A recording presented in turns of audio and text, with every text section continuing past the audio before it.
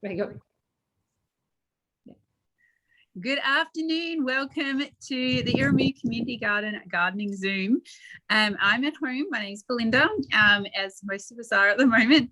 And what we're going to be looking at today is going through some things that you can do now for our garden to get it ready for spring. So the last week, you've probably noticed it's been a bit warmer than it usually would in August.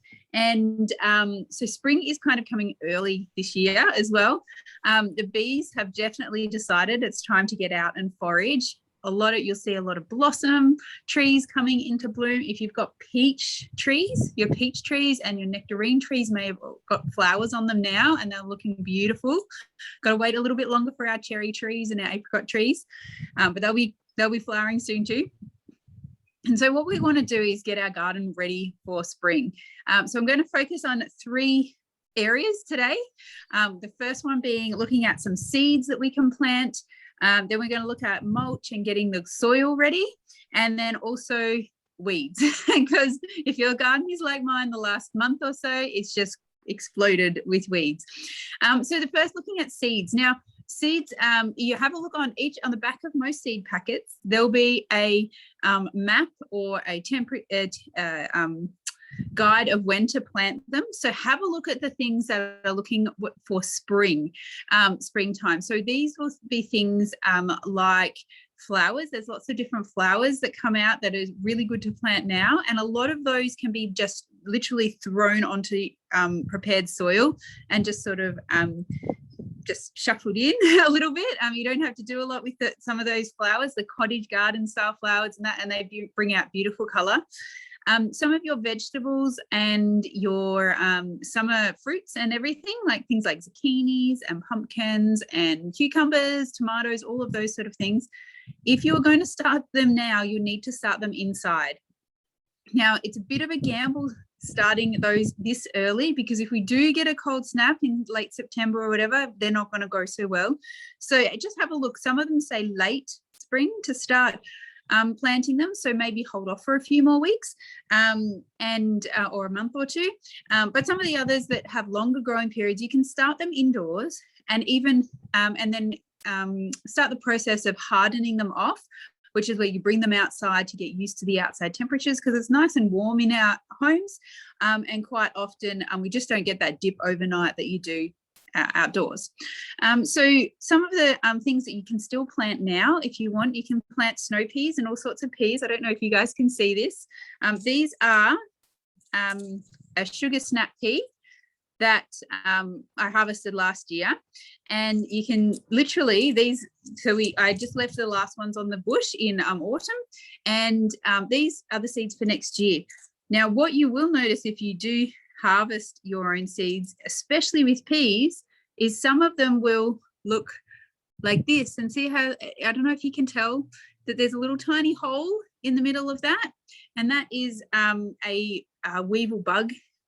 This one's got a hole in it too. There, it almost looks like a perfectly drilled circle, and what happens is the grub drills in there, lays eggs, and then they eat them their way out. It's like almost like a cocoon. So those ones will not grow, and if you have them in your stash, just be mindful that they will now be in your garden and around your garden. And come next winter, what I will do next winter is I'll actually put them in a snap lock bag once they're fully dried, and that will then stop the moths from actually getting out. But yeah, having a look, finding all of those seeds if you grabbed some in autumn or at the end of your harvest seasons, and have seeds from tomatoes, or even if you've bought pumpkins, you can grow pumpkins from seeds. With pumpkins that are purchased, like say if you purchase a butternut pumpkin, you may not get an exact butternut out of those seeds. Depends on what was pollinating in the area at the time. So it could be a cross if they were, for example, growing Jap pumpkins or Queensland blue in the same area. You might get a hybrid sort of pumpkin. But this is what I do with my seeds. You can still, even now, if you have pumpkins that you buy from the supermarket, you can do the same thing with it. I'm going to try and show you without the wind taking them all. But what I do is I just lay them down on a piece of paper towel, and you'll note there's still some little bits of pumpkin flesh there. That's fine. They just dry, it just dries out. Try and get most of it gone, but then just let them dry out completely and label the piece of paper towel. So this one's actually a golden nugget pumpkin, and it's a little tiny pumpkin about this big, and little and they got bright orange skin, so they're like kind of like tiny jack-o'-lanterns. And so I let them dry out completely, write the name on the piece of paper towel, and then fold it up and staple it. And that's how I just keep them. So they get some nice airflow and they don't go moldy and gross. So that's a good way of grabbing seeds from both your produce from last year and also any produce now.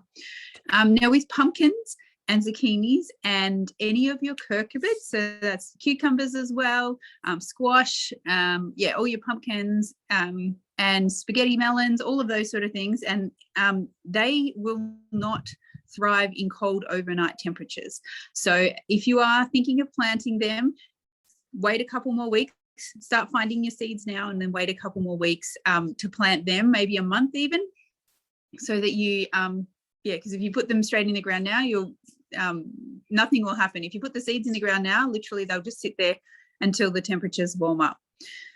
So that's all. So seeds, that's seeds. So you can start growing flowers. As I said, just sprinkle them on the soil, most of them. Have a look at the different packets for the different varieties. There's some really pretty spring flowers that you can find at the moment too. Just putting my seeds over here so I don't lose them all.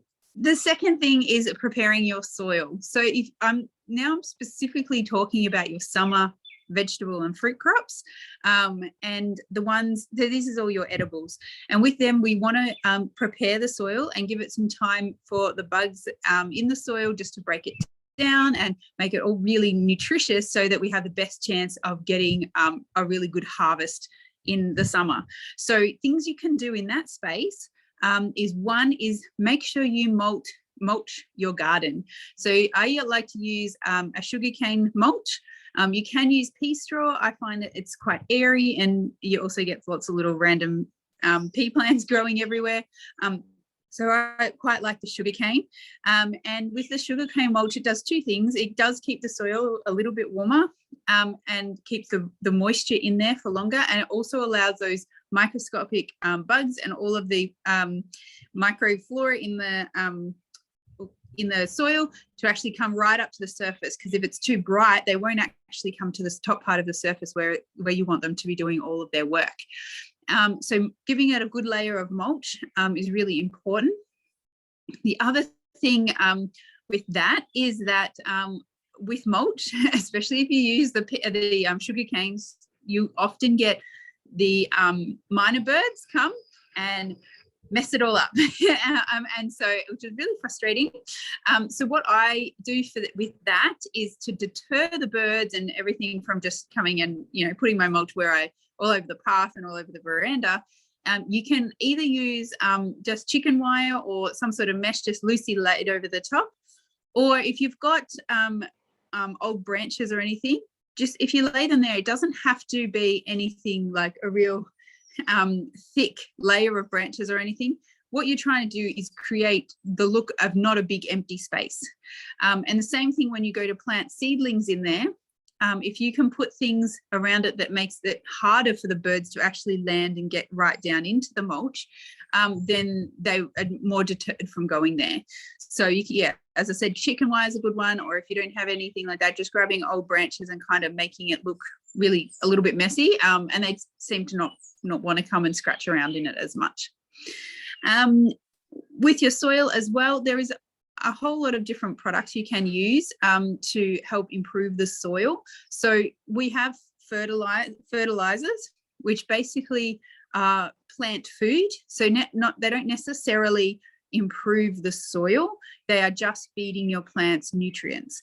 There's other products like compost, so you can make that at home in your own compost bin. And if you do have a compost bin, it's really good to keep remembering to turn it over so that you get the best, so you get airflow through it and all the microbes can work the quickest or quickly, and then you get the most compost out of your bin in the quickest time frame. And same if you've got a worm farm. There's another good thing that actually improves the soil. So you can use the worm castings as essentially a soil improver, and the worm juice can be used as it's a bit of a combo of a fertilizer and a soil improver there as well. There's another product called Go-Go Juice as well that you can grab from your nursery or from Bunnings, and that is basically like a probiotic for your soil. So it adds lots of nutrients, lots of different types of bugs and everything into your soil, so that the process of turning over your soil essentially from a microscopic point of view is done in the best possible way. So improving your soil, especially around Werribee, we have a lot of clay soils, and what happens is quite often they get compact. When the soils become compact, it's like trying to grow in bricks. The roots can't go down, they can't get through. The nutrients don't get in, they actually kind of wash off.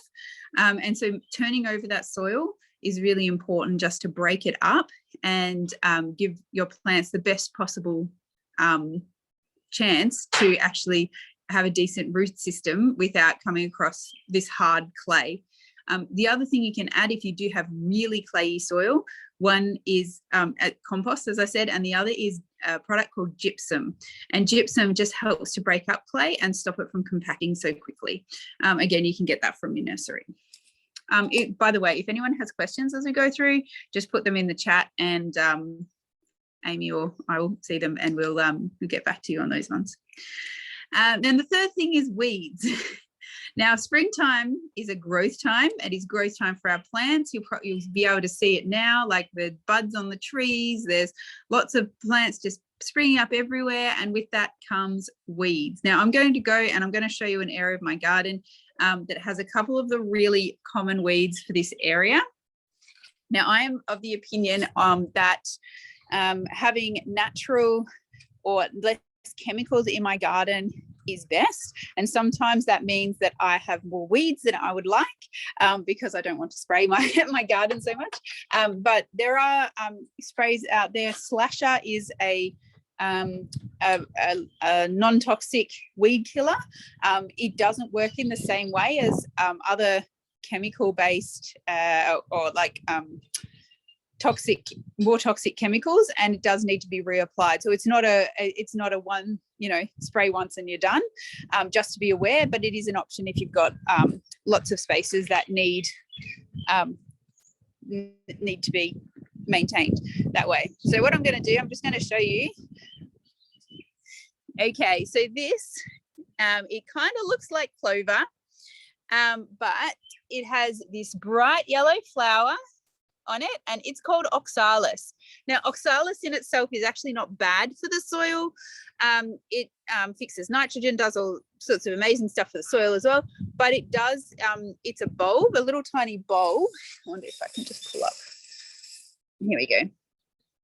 So this is the base, the roots of oxalis, and you can see there's a brown bulb there. That's the bulb from last year, and there's also little white bulbs all along, and that's the bulbs that have actually been grown just this year, and that's just 2 or 3 stalks of the plants, and they're everywhere.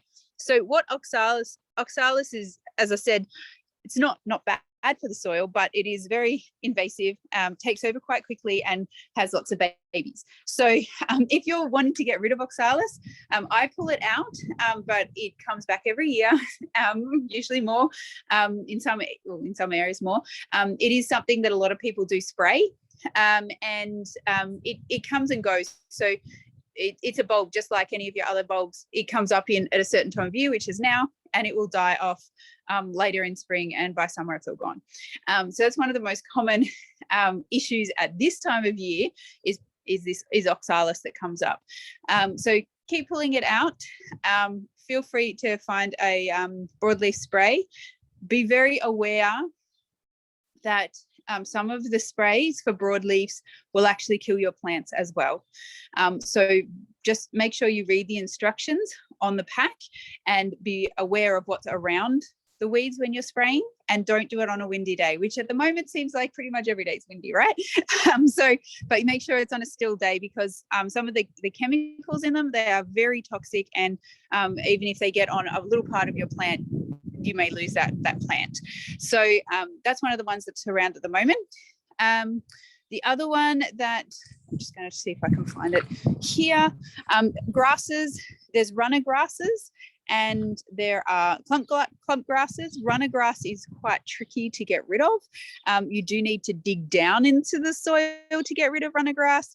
This time of year, it will be going nuts. It is starting again. It's spring. It's starting to warm up, and growth is happening. So the runners are going to be going all over the place. With runner grass, if you've got it in your lawn, I would highly recommend putting in a barrier to keep it out of your garden, if that's what you'd like to do. And just be aware that this is the time they're going to be growing a lot.